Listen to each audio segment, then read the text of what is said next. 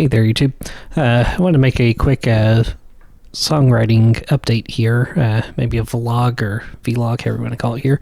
This is the first one of these I'm doing, and I don't know, I think I might do this some more often going forward. We'll see. I've posted a lot of just like small clips of stuff I've worked on my social media accounts, just like a quick 10-20 second video of it. Work in progress, but I figured it might be kind of fun to do a little more long form view at some of the stuff I'm working on here. So with that in mind, so what I want to talk about here is the mixing that I've been playing around with from some new set of songs I'm working on. And so the overall goal is I'm trying to improve my production for my future songs. And a big part of that is the mixing. And so with that in mind, so here's, so I'll show you before I add my mixing effects and then after. Or actually, I'll show you after I add the mixing effects and then I'll remove all of them and show you kind of the difference. So here's what it sounds like after all the effects are added and such here.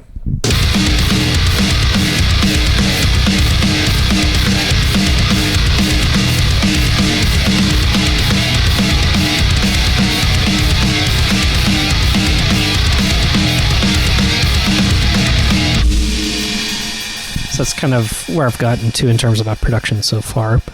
And then if I kind of disable all the effects, or at least all the stuff related to drums for what I'm doing right now, so I can disable all this, and you can kind of see the difference here.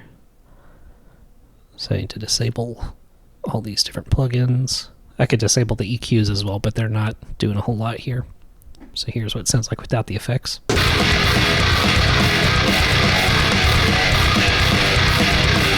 So, you know, much weaker, less punchy, less full sounding.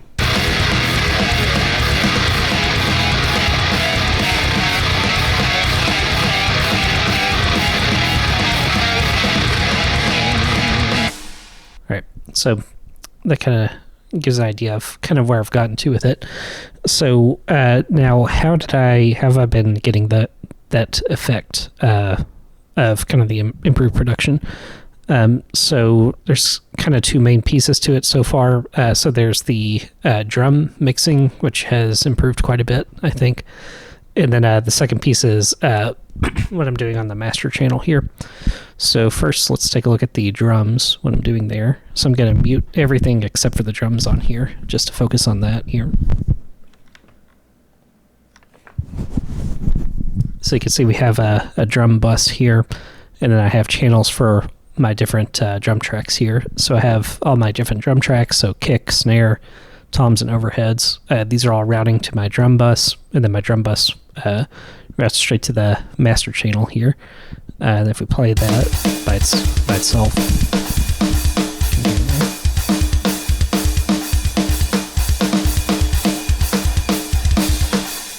so that kind of gives you an idea what that sounds like. Sorry, I got to adjust my headphone here really quick. So yeah, that's what that sounds like here without any effects on it.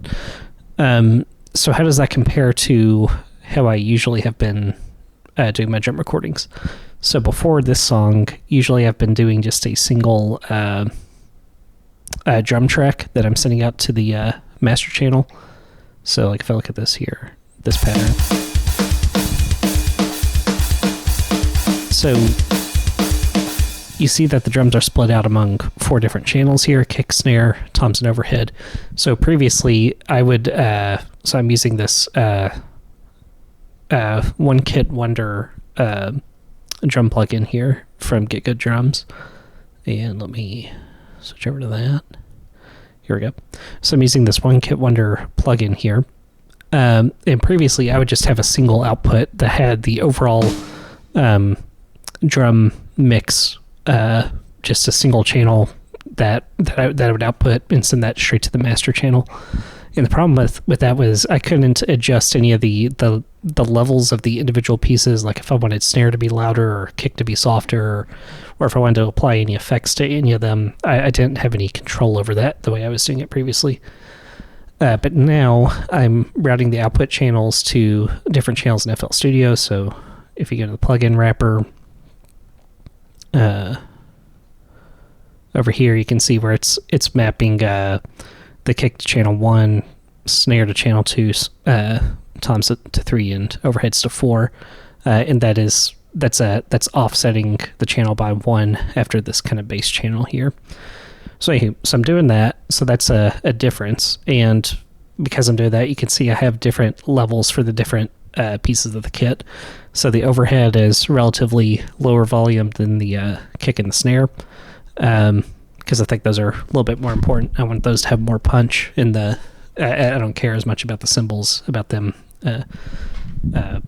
being loud necessarily. So that's the first piece, is just kind of separating out the channels.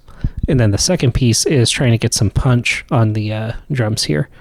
So first thing here is I added a compressor. So I'm using Maximus here in FL Studio. And they have some nice presets here. If you go to their presets for Maximus, there's this insert punchy drums preset here. That's what I've been using. I think I'm just using the stock preset there. So I have this compressor on the kick drum, and if you listen to it without it, here's what it sounds like without the compressor. Not bad, but not amazing. Then you add the compressor on it. Like way more punchy and just intense sounding, just through adding that compressor on it. Now, if you see, before adding the compressor, the volume on this channel is about saying somewhere around 0 decibels or so. Then after adding the compressor, it bumps up to about 3 decibels or so. So it adds some volume to it. And I think it probably distorts it a little bit. So that's the first piece, is just adding that compressor to it. And then the second piece, this was a new thing I learned, is adding some distortion to the channel. So right here, I'm using this Blood Overdrive plugin from FL Studio. And basically it just takes the signal and it takes the input signal, amplifies it, and distorts it. And then you have this post gain where you pull down the post gain, and it takes the distorted signal and brings it back down to whatever level you want it to be. So here's kind of with it enabled. And you'll see I'll kind of play with this post gain so you can see the post gain lets you keep the distorted tone in it, but then you can adjust like what the actual volume level you want it to be is. So if I play around with that.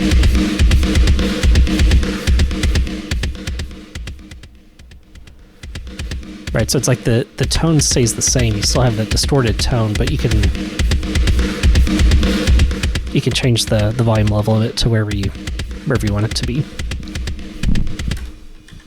So those two things combined. So again, if you disable both of those and listen to the kick,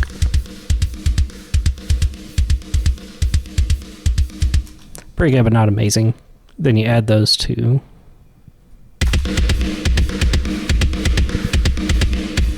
And I like it. I think it sounds more interesting. So it basically on the snare, I'm doing the same thing here. So if you listen to the snare track, so that's without any effects on it. It's a fairly weak sounding, I think. Doesn't sound bad necessarily, I don't think, but just not really a powerful sounding snare tone, I don't think. And if you add the effects on it,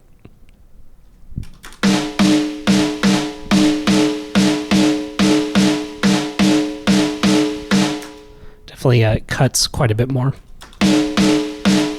And another thing to notice too is that so these individual tracks, they're clipping a bit. They're going over 0 decibels here. So if I play them, if you look at the snare,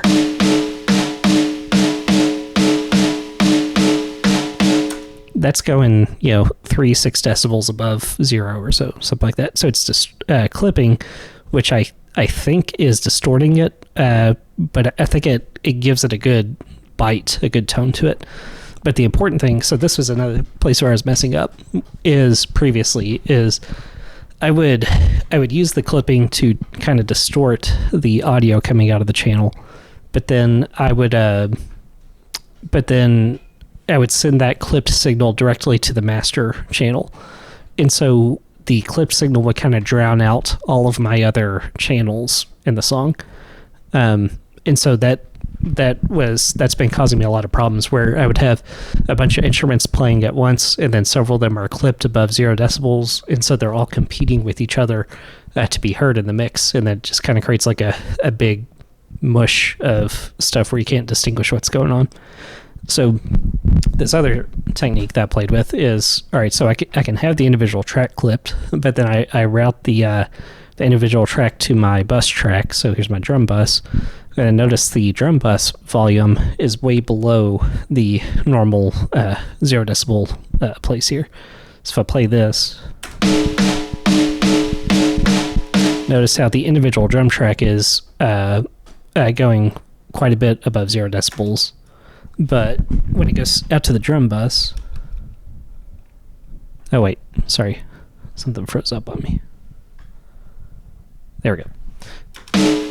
So the individual drum track here, the individual drum track goes quite a bit above 0 decibels. But then if you look at the drum bus...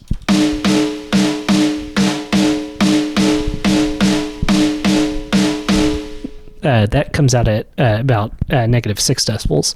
So the point of all this, why I'm bringing this up, is that I can drive up the individual channels on the drums to distort them and get a good tone out of them that sounds powerful. But then I can use the overall drum bus control to bring that tone down to a level where it's not overpowering the entire mix. So like, listen here.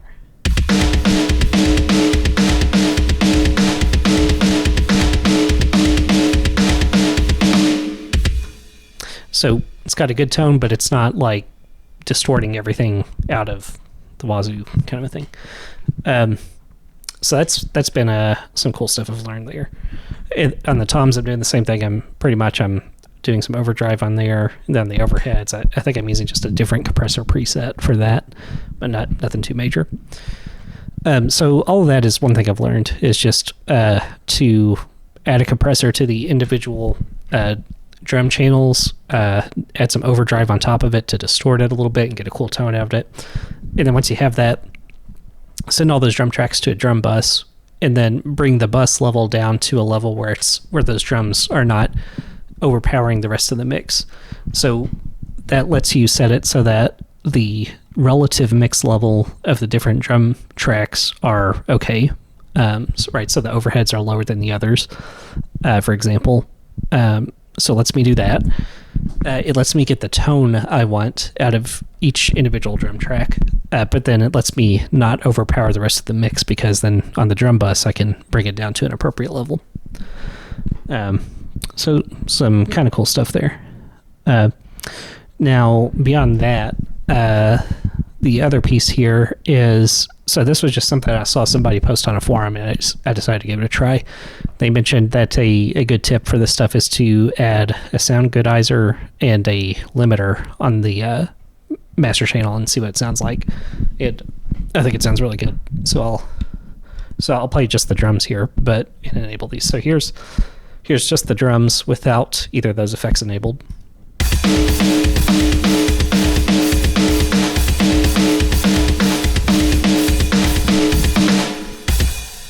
It's pretty good, but not amazing. Now, if you enable the Soundgoodizer on it here,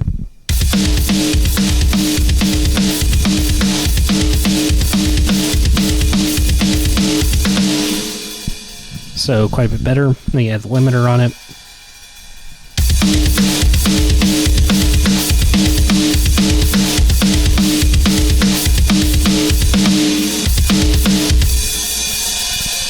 So pretty good, pretty powerful sound overall, I think. Now, if we compare that, so here's what I would previously do. Before this, I would use a Maximus preset on master, and I wouldn't use the Soundgoodizer or the limiter here. And this is what I would previously do here. So I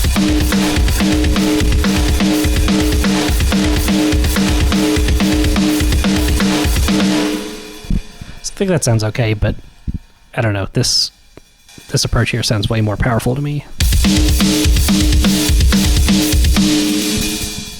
So another thing that I've been playing around with that I think has made a big difference is I've been trying to mix this track. So I mentioned earlier how I would do this thing where I would pump up the volume on my different tracks here to kind of get a good kind of distorted tone out of them, and the result would be that everything would be sitting like at +3 or +6 decibels or something, and going straight to the master channel here. And the problem with that is, as that was happening, all these channels were competing for space on the master channel, and then it just turned into a distorted mess, where you couldn't like distinguish the individual instruments. So the other thing I've been playing around with is lowering the volume of all my individual tracks and trying to mix everything to a lower volume here. So I'll show you what I mean. So here's just the drums here.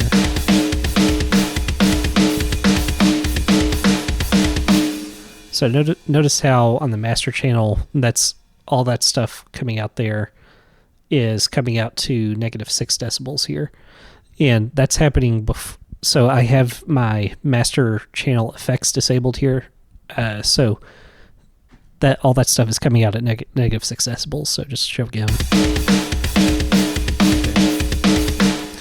Now if I enable all the tracks here to show, so here's with all the tracks enabled.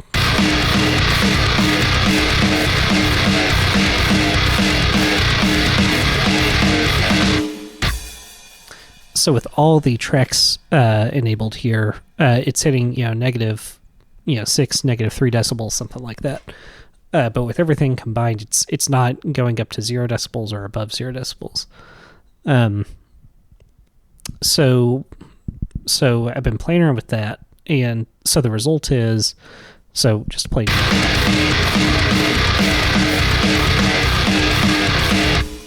The master channel is not going above 0 decibels, so we're not losing any information when we are kind of merging all these signals together, from my understanding,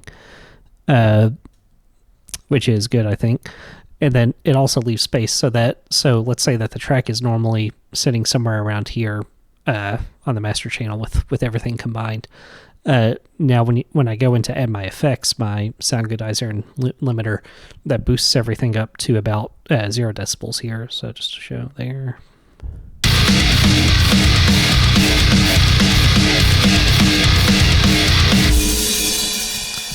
Right, so that takes the overall master volume level from down here or so, boosts it up to 0 decibels, and it keeps it there. So one of the problems I was running into previously was if the master before I apply my effects is sitting at, say it's sitting at +3 decibels or +6 decibels or something, then when I go and apply those effects on the master channel, it's going to squish that down to 0 decibels. Actually, let me show you just to show an example of that, what that looks like. So I'm gonna disable the effects on the master here, and then I'm just gonna crank up the drums here. So notice I have the master channel selected, and the volume is going way above 0 decibels. Right. So that sounds coming out of the master. Now, when I go to enable my effects, it's going to crunch it down to 0 decibels.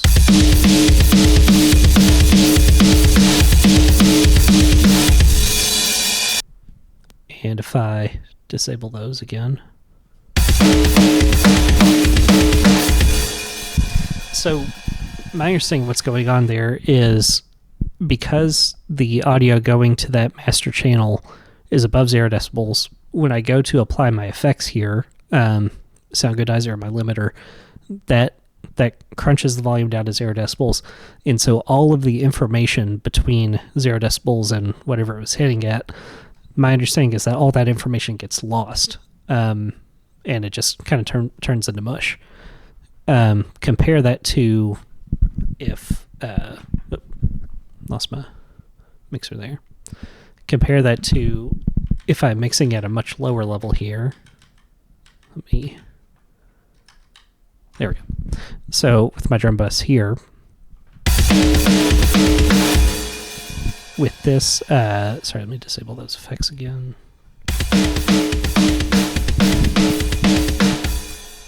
With my drum level hitting -6 decibels or so, I have like 6 decibels of headroom where when I go to apply my effects on the master channel here, it can kind of stretch that audio signal upwards towards 0 decibels, and I'm not losing anything, compared to if the signal is sitting somewhere above 3 or 6 decibels or whatever. It's my understanding is that when you apply this effect, then it's going to lose information there.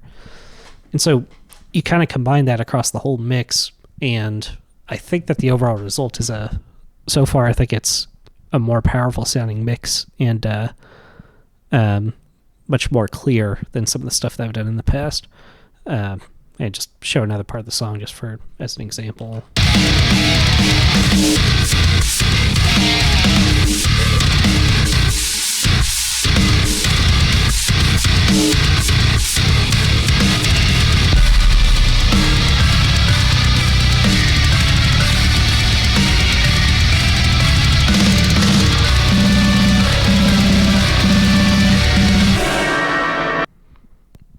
Anywho, so I think that's about it for now.